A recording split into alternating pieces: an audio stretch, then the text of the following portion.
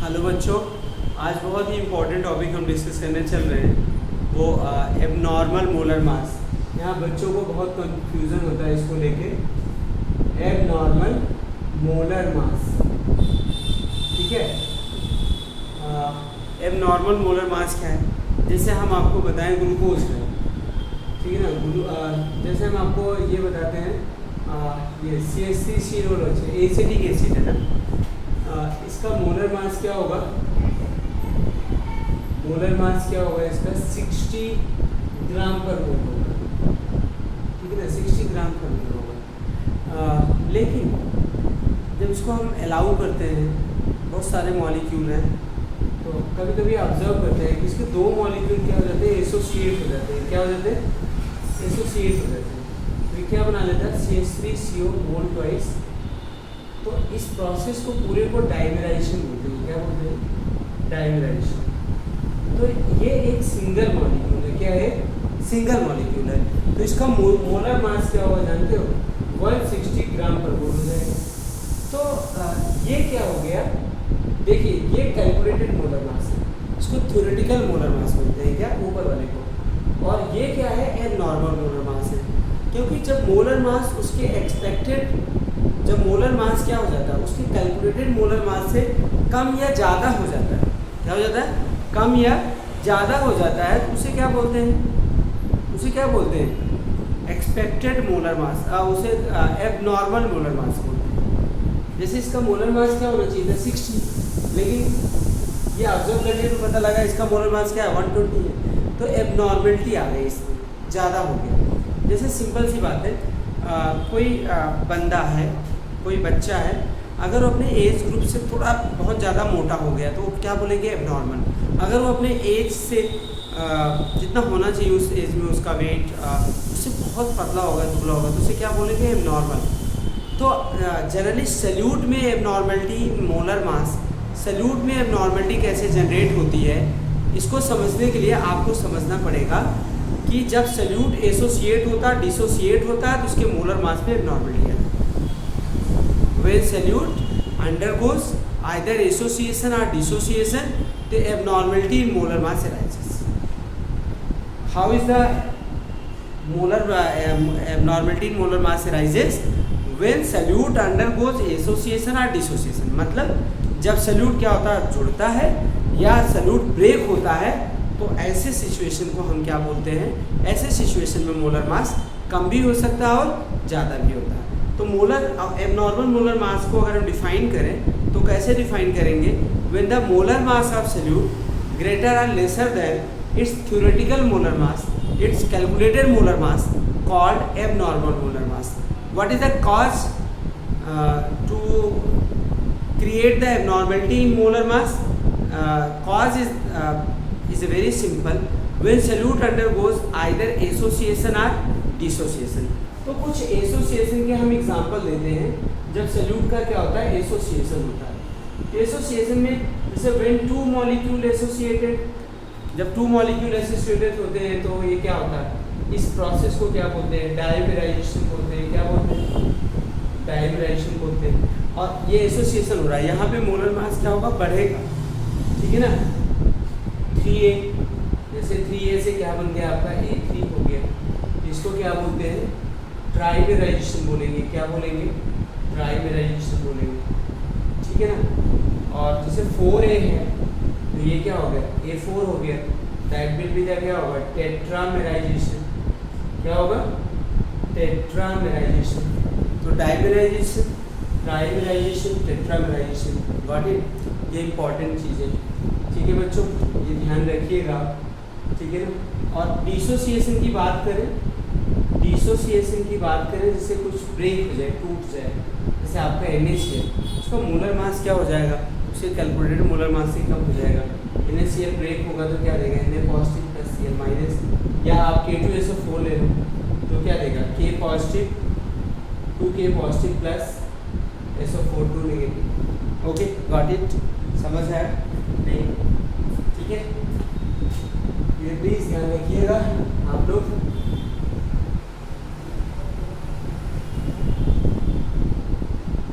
ठीक है ना। तो आप मैंने दो चीज़ें चीज़ें बताई। एबनॉर्मल मोलर मास क्या होता है?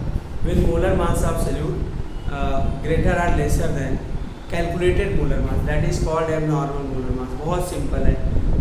How is the abnormality in molar mass arises? The reason behind it, when solute undergoes either association और डिसोसिएशन। जब सॉल्यूट का क्या होता है? एसोसिएशन होता है, डिसोसिएशन होता है, तो एबनॉर्मलिटी अराइज होती है। ठीक है ना। अब ये चीज़ तो आपने देख लिया, थोड़ा सा समझ लीजिए इसको भी। डिग्री ऑफ डिसोसिएशन और एसोसिएशन, ये भी समझना जरूरी होता है। इसको आपने 11 में पढ़ा है। डिग्री ऑफ डिसोसिएशन या इसको क्या बोलते हैं? एसोसिएशन। ठीक है ना। इसको हम बोलते हैं अल्फा से रिप्रेजेंट करते हैं। तो ये क्या होगा आपका? Alpha equal to the dissociated amount. क्या होगा? डिसोसिएटेड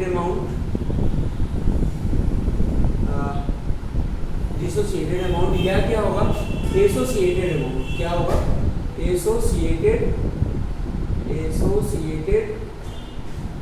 अमाउंट अपन क्या होगा? Total amount. क्या होगा? Total amount. तो यहाँ पे थोड़ा एग्जांपल देखिए। लेट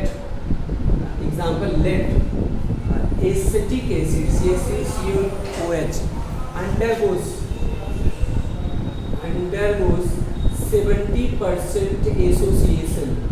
ओके बेटा, तो इसका डिग्री ऑफ एसोसिएशन क्या होगा? डिग्री ऑफ एसोसिएशन क्या होगा बताओ? इसका डिग्री ऑफ एसोसिएशन अल्फा जो होगा वो आपका एसोसिएटेड अमाउंट 70 है अपन टोटल अमाउंट मतलब 100, क्योंकि परसेंट में है ना, तो टोटल अमाउंट उसका क्या होगा? 100। तो ये कितना आ जाएगा? 0.7। ठीक है ना। ऐसे अगर हम कहें कि लेट NaCl undergoes 40% डिसोसिएशन। क्या हो रहा है? 40% dissociation. Then degree of dissociation क्या होगा? देन डिग्री ऑफ डिसोसिएशन क्या होगा? 40/100। क्या होगा? 40/100। तो क्या होगा? 40/100 मीन्स 0.4। तो ये इस तरीके से डिग्री ऑफ एसोसिएशन डिसोसिएशन बता सकते हैं। तो abnormality in molar mass arises when solute undergoes either association और डिसोसिएशन। अच्छा, अब इसके बाद ये आपने कर लिया। इसके बाद मैं अगर बात करूँ, ठीक है बेटा, वांट ऑफ फैक्टर पढ़ते हैं। क्या पढ़ते हैं? वेरी इंपॉर्टेंट है वांट ऑफ फैक्टर। ठीक है ना, एग्जाम में भी आता है, तो इसको कई तरीके से डिफाइन कर देते हैं। वांट ऑफ फैक्टर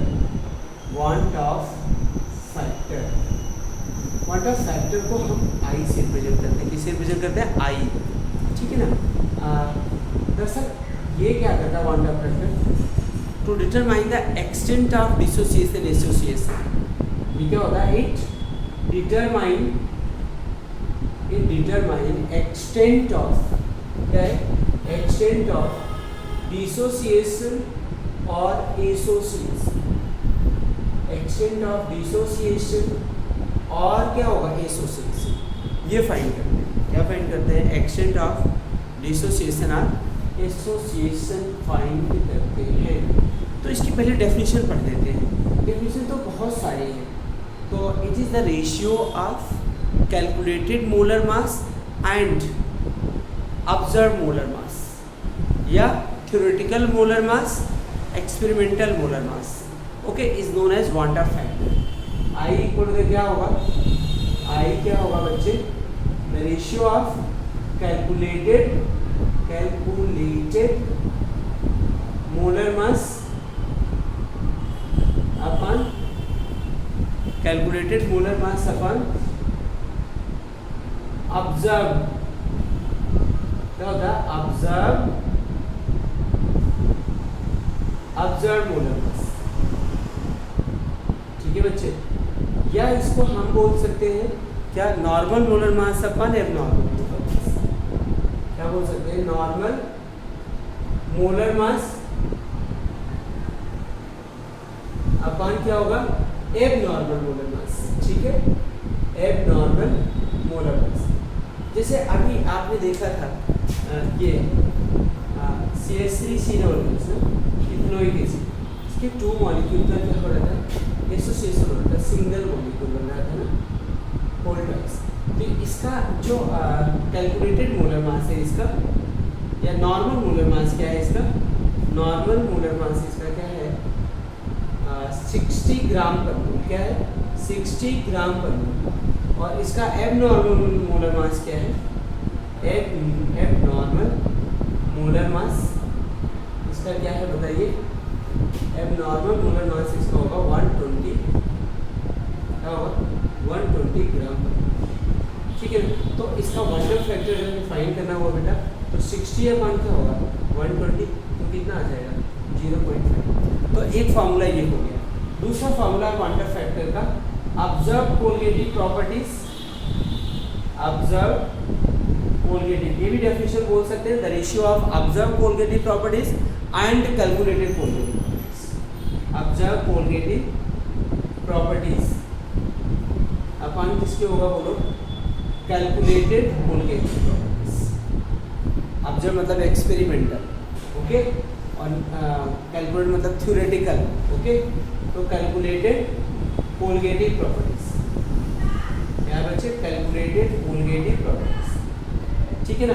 तीसरा अगर हम बात करें बेटा, आई थोड़ा सा ध्यान दीजिएगा, अगर हम तीसरा बात करें बच्चों यहाँ पे, number of particles, number of particle after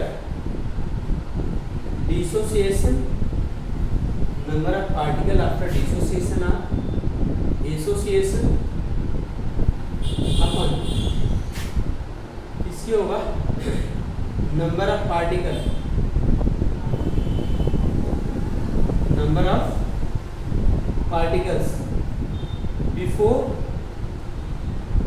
dissociation, या क्या होगा एसोसिएशन,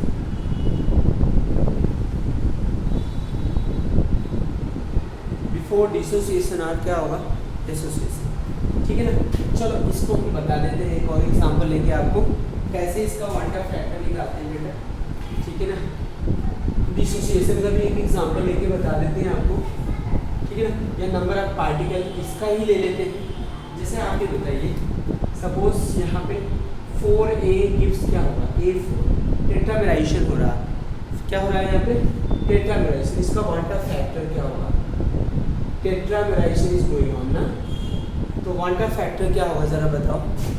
तो I equal to the number of particle before association, after association कितने 1, और बिफोर एसोसिएशन कितना 1/2, तो इसका क्या होगा 0.2, 0. क्या होगा 25, ये ध्यान रखिएगा।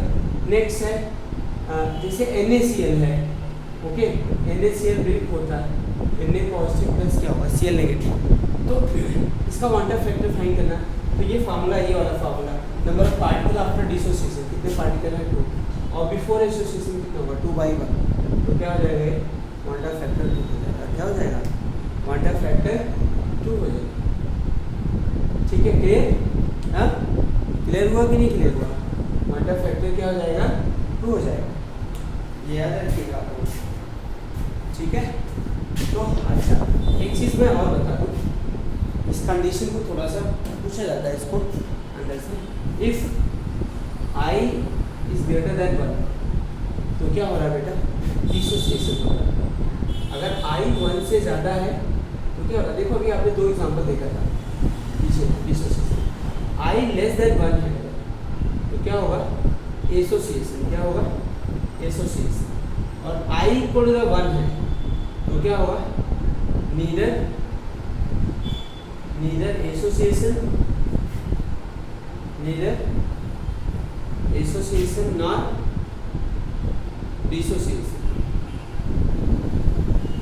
ना तो एसोसिएशन होगा ना तो क्या होगा डिसोसिएशन होगा, ठीक है। समझ आया कि नहीं ना, ये ध्यान रखना, ना तो क्या होगा एसोसिएशन होगा और ना क्या होगा डिसोसिएशन होगा, समझ आया ना, ये ध्यान रखिएगा क्वांटम फैक्टर। अच्छा सुनिए, अब हम क्या करते हैं, एक रिलेशन निकाल लेते हैं। आज इस वीडियो को आप देखिएगा पूरा, कल हम इसका न्यूमेरिकल करवाएंगे, ठीक है ना। आज इससे सीखो, वेरी इंपॉर्टेंट वीडियो है, ठीक है ना। तो यहाँ पे अगर हम बात करते हैं रिलेशन बिटवीन, क्या है, relation between alpha and I, relation between alpha and I, इसलिए फॉर किसके लिए बच्चे, यहाँ पर अगर बात करें एसोसिएशन, फॉर एसोसिएशन, ठीक है ना। एसोसिएशन अल्फा इक्वल टू क्या होगा, आई माइनस वन अपान, ठीक है ना, ये गलत है, वन माइनस आई, वन माइनस आई, वन माइनस वन अपान है, ठीक है ना। अल्फा इक्वल टू ये हो गया। यहाँ पे एन क्या है बेटा, नंबर ऑफ पार्टिकल, याद रखना इसको, number of particles before association, number of particle before association, please याद रखना। आई क्वांटम फैक्टर है, अल्फा क्या है, डिग्री ऑफ एसोसिएशन है। अच्छा, और बी फॉर डिसोसिएशन, फॉर किसके लिए, डिसोसिएशन, अभी इस पर मैं आपको समझाता हूँ कैसे निकालते हैं। अल्फा इक्वल टू क्या होगा बेटा, I minus one upon N minus one, here N is the number of particles, ये क्या है, number of particle after association, number of particle after dissociation, sorry, number of particle after dissociation. एक चीज मैं और आपको बता दूं, रिलेशन बिटवीन, और याद रखना, dissociation constant and degree of dissociation, relation between के ए क्या है, dissociation constant, and alpha, alpha मतलब डिग्री ऑफ डिसोसिएशन, यहाँ पे क्या है, डिग्री ऑफ डिसोसिएशन है। तो अल्फा इक्वल टू क्या होगा, मतलब कि ए इक्वल टू क्या होगा, C alpha square upon one minus alpha. तो यहाँ पे अल्फा क्या है बच्चे, डिग्री ऑफ डिसोसिएशन, ठीक है ना। तो ये रिलेशन बिटवीन, और के ए क्या है, के ए क्या है, डिसोसिएशन कांस्टेंट, क्या है, डिसोसिएशन कांस्टेंट, ये आपका क्या है, डिसोसिएशन कांस्टेंट, ठीक है, ये आपका क्या है, डिसोसिएशन कांस्टेंट, ठीक है बच्चे। तो ये आप याद रखना, ठीक है ना। अब एक चीज मैं और बता देता हूँ, आप ये बताइए डिसोसिएट एसोसिएट होते कौन से हैं। डिसोसिएट एसोसिएट जो इलेक्ट्रोलाइट होते हैं, नॉन इलेक्ट्रोलाइट नहीं होते कभी भी।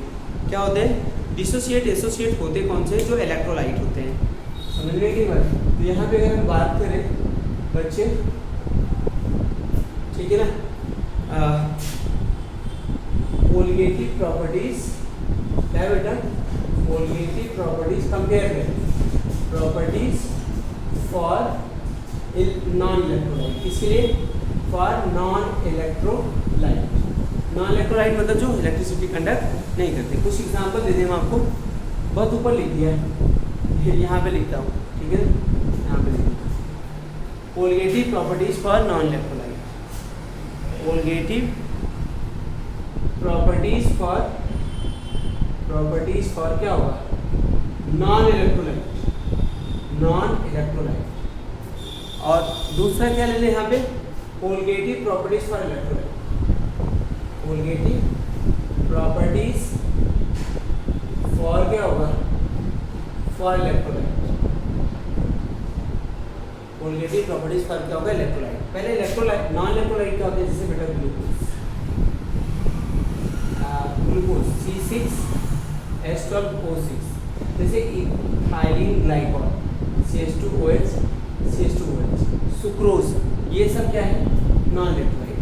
इलेक्ट्रोलाइट क्या है, जैसे NaCl जो डिसोसिएट हो जाते हैं, CH3COOH और C6H5COOH, ये क्या है, ठीक है।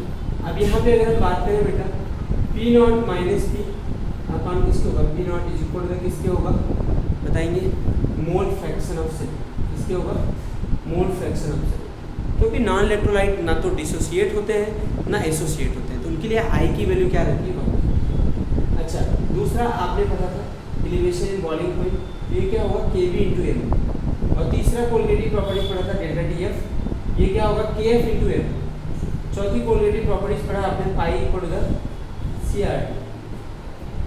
और यहाँ पे कोलिगेटिव प्रॉपर्टीज पर क्या होगा इलेक्ट्रोलाइट्स, तो पी नॉट माइनस क्या हो जाएगा P upon P naught is equal to क्या होगा आई मोल फ्रैक्शन ऑफ क्या होगा solute. Delta T B equal to क्या होगा I into K B into M. Delta T F I into K F into क्या होगा M.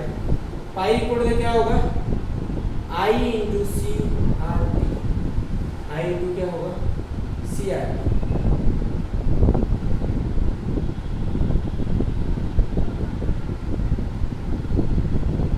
क्या होगा सी आर टी। ठीक है बच्चों, तो ये याद रखना, कल हम न्यूमेरिकल करवाएंगे इस पर जितना भी होगा। ठीक है ना, वीडियो देखते रहिए please, like subscribe and share जरूर करिए ज़्यादा से ज़्यादा अपने दोस्तों में। ठीक है ना, बहुत आभारी रहूँगा।